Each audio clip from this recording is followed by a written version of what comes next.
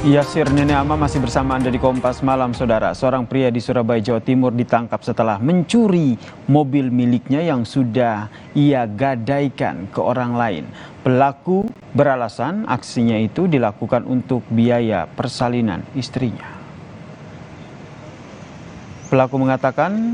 Polisi mengatakan, Saudara, pelaku menggadaikan mobilnya dan menyerahkan surat-surat kepada sepasang suami istri.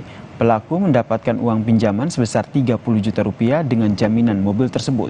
Pelaku yang telah memasang GPS kemudian mengambil mobil dengan menggunakan kunci cadangan saat korban sedang memakai mobil untuk belanja di salah satu mal di Surabaya. Polisi kemudian menangkap pelaku yang berinisial UK setelah mendapat laporan dan memeriksa CCTV. Kepada polisi, Saudara, pelaku mengaku mencuri mobil yang digadaikannya itu untuk dijual kembali dan uangnya akan digunakan untuk persalinan istrinya.